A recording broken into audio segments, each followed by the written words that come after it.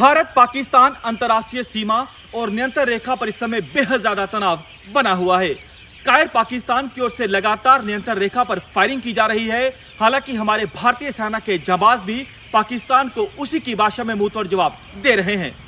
लेकिन सीमांत ग्रामीणों के लिए जो अंतर्राष्ट्रीय सीमा पर रहते हैं, उनके लिए सबसे बड़ी चिंता यह है कि कहीं ऐसा न हो कि पाकिस्तान की ओर से नियंत्रण रेखा के साथ साथ अंतर्राष्ट्रीय सीमा पर भी फायरिंग की जाए।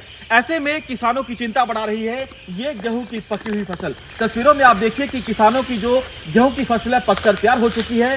किसान जो अपनी फसलों को दिन रात काटने में लगे हुए हैं, क्योंकि अगर पाकिस्तान की ओर से सीजफायर का उल्लंघन किया जाता है, जो गोले पाकिस्तान की ओर से दागे जाएंगे, तो उनकी ये पकी पकाई जो फसल है वो बर्बाद हो जाएगी, वो तबाह हो जाएगी। किसानों को आप देखिए कि दिन रात जो है अपने खेतों में काम में डटे हुए हैं, ताकि जितनी जल्दी हो सके इस फसल को काटकर जो है सुरक्षित जगह पर रख सके। आपको बता दें कि बॉर्डर पर इस समय बेहद ज्यादा तनाव देखा जा रहा है। लेकिन पूरा देश, हमने देखा कि पहलगाम में जब आतंकी हमला हुआ, उसके बाद पूरे देश ने कहा कि बदला होना चाहिए, और बदला ऐसा होना चाहिए कि पाकिस्तान हमारी तरफ आंख उठाने से पहले सैकड़ों बार सोचे। जो यहाँ पर किसान अपने खेतों में काम कर रहे हैं, इनसे बातचीत करते हैं, इनसे जानते हैं कि ये दिन रात अपने खेतों में फसलों की कटाई कर रहे हैं। किस हद तक जो है कटाई अभी तक हो चुकी है? क्या नाम है आपका? अशोक शर्मा, हीरानगर सेक्टर से बोल रहा हूँ। ये मनियारी बॉर्डर एरिया है जी। तो हमारी फसल की कटाई है, आधी हो गई, आधी हो रही है, मशीनें भी लगी हैं। लोग जिम्मेदार काफ़ी जल्दी कर रहे हैं गेहूँ काटने के लिए। पता नहीं पाकिस्तान ने कब गोले फेंक देने, आग लग जाएगी, हमारी गेहूँ बर्बाद हो जाएगी। इस पाकिस्तान बेशर्म मुल्क को तो शर्म है ही नहीं। तो वो देख रहे हैं कि वो अपनी भी फसल काट रहे हैं, बाद में वो आग भी लगा देते हैं। तो हमारे जिम्मेदार बेचारे बड़े परेशान हैं कि पता नहीं क्या हो जाना, कब फायरिंग शुरू हो जानी है।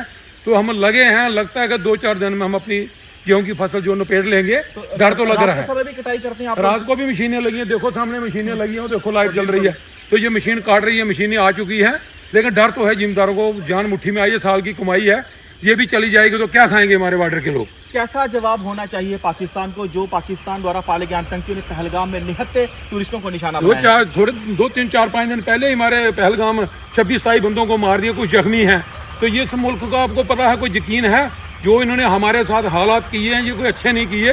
ये इनको शर्म आनी चाहिए कि उन्होंने क्या बिगाड़ा था टूरिस्टों ने। क्या होना चाहिए अब? हम तो अब चाहते हैं कि एक बार आर पार हो जाए, लड़ाई होनी चाहिए, झगड़ा हो जाए, रोई के हम खाएंगे मरेंगे, कोई बात नहीं। हमारे बॉर्डर के लोग मरने के लिए तैयार हैं, मरेंगे, कोई चिंता नहीं। लेकिन एक बार पाकिस्तान को मजा चखाना। साला हरामजाद है, बेवकूफ़ आदमी है, जो हमारे बच्चों को बर्बाद कर रहा है, हमारी बॉर्डर पे टेंशन बढ़ा रहा है, कभी कुछ करता है, कभी कुछ करता है। ये कोई अच्छी बात नहीं है। आप देखिए कि किसानों में बेहद ज्यादा गुस्सा है।